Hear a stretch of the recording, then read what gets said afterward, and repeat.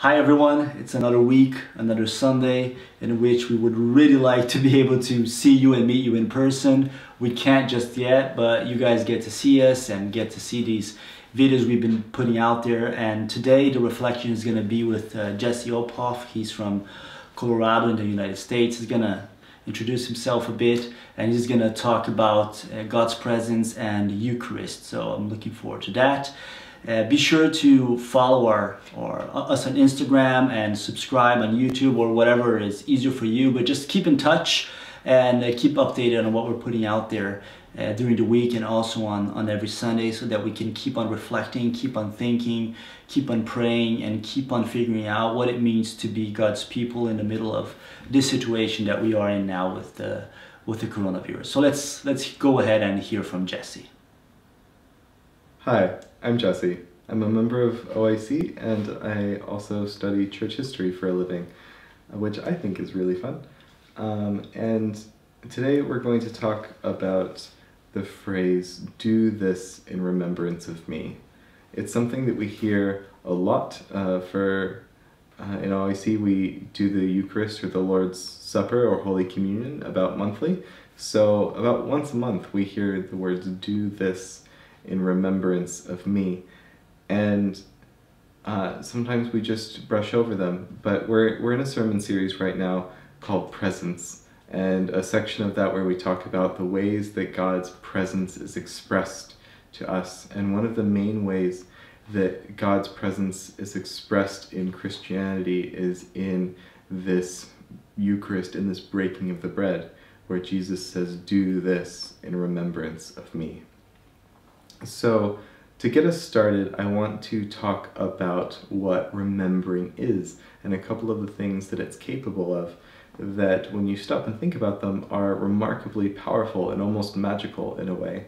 So first, think of something that you remember just by the smell of it, or the taste of it.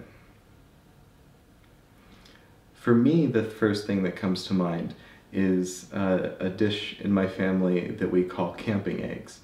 And we call it camping eggs because we only make it this way when we're camping. You boil the eggs beforehand and leave the skins on, and cut up some onions really rough and fry them up in the bacon grease. Pour eggs over it and some cheese, way too much cheese, which is a great decision, by the way. And I can taste it already just imagining it, and I think if I actually had it in my mouth, it would bring me from wherever I am right back to my parents' camper in Colorado, and it would make them appear to me and be present to me in a way that they aren't right now.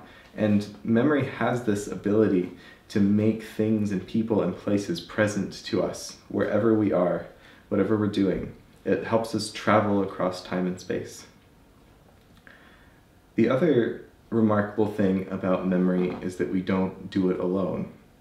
So take a minute and try to think about something that you remember or have a memory of that you weren't actually there for.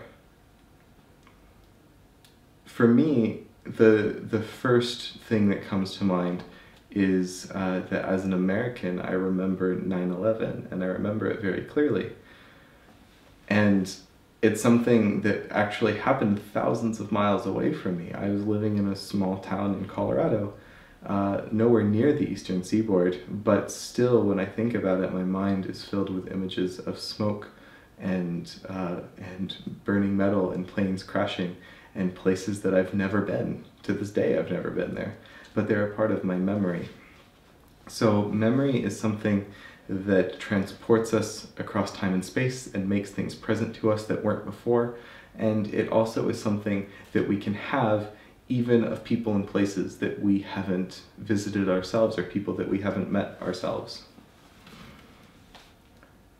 So when we come to breaking bread and we think of it as a thing of remembrance, breaking bread is something that Jesus' followers did from the earliest days as a way of remembering him, a sound, a smell, a taste that made him present to them. And this is a running theme throughout the Gospels, and especially in the Gospel of Luke and in the Acts of the Apostles. Just to highlight a few of the times it comes up, although it comes up quite often.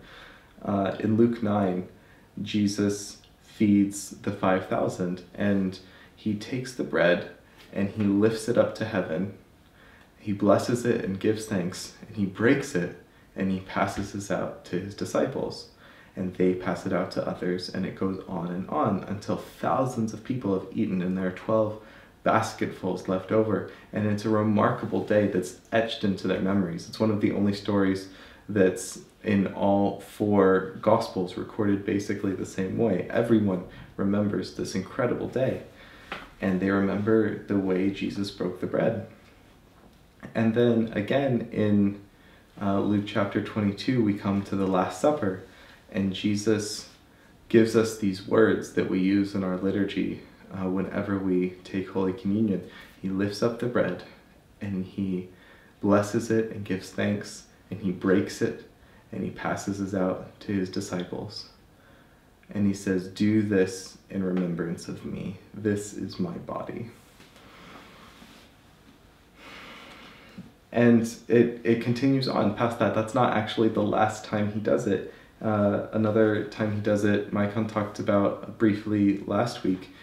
Jesus meets up just after his resurrection with some of his disciples who are walking along a road. And at first their eyes are kept from recognizing him. They can't see that it's Jesus they're talking to.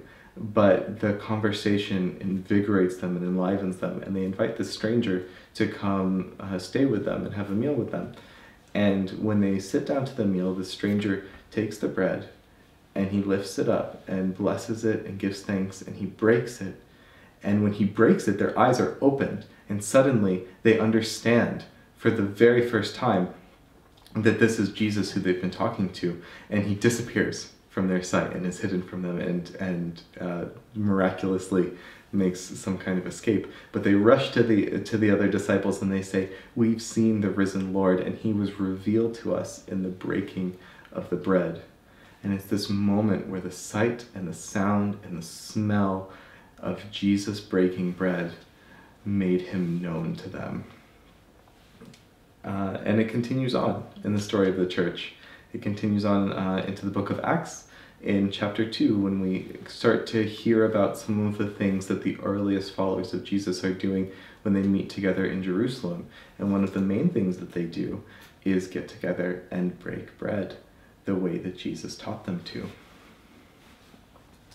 So this is something that has been a part of Christianity from before there was Christianity.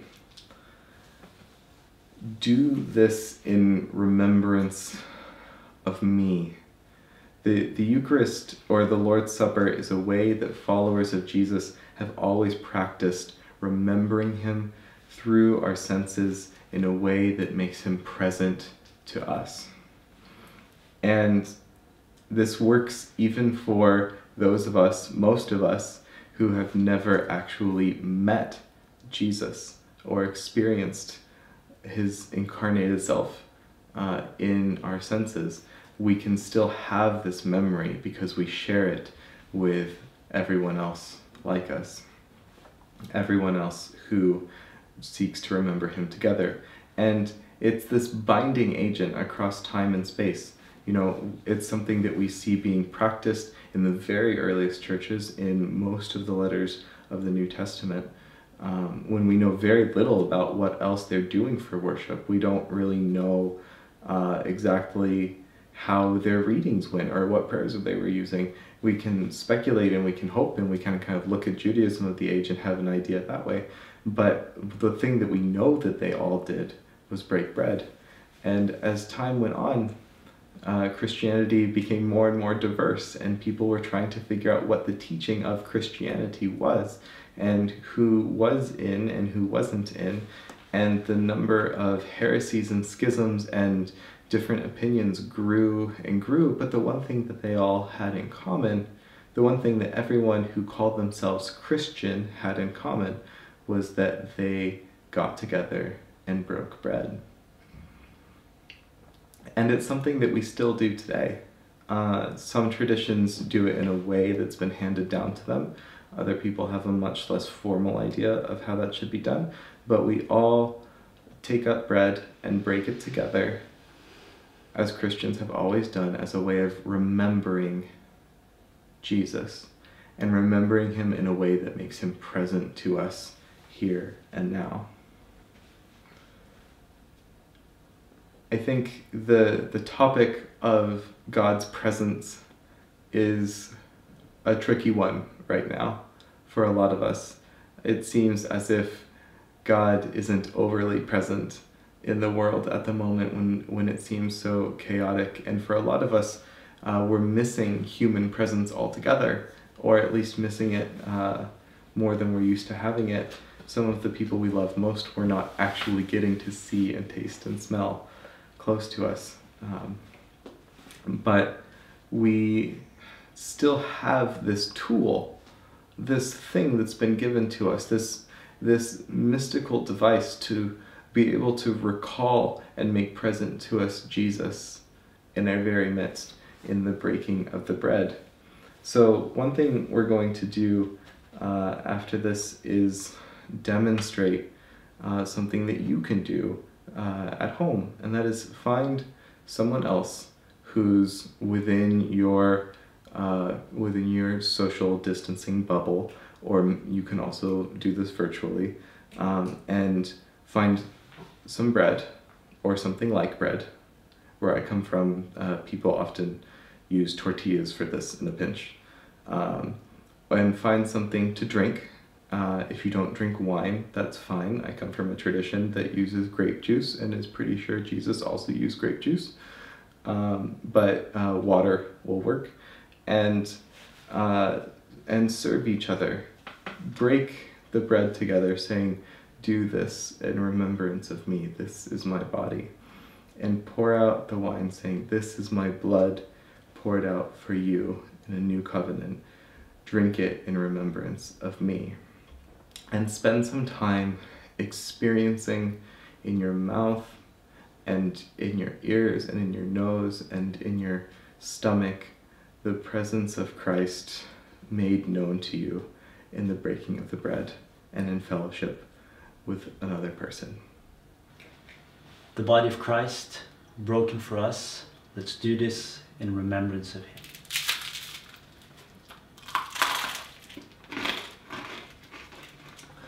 The blood of Christ shed for us. Let's do this in remembrance of him.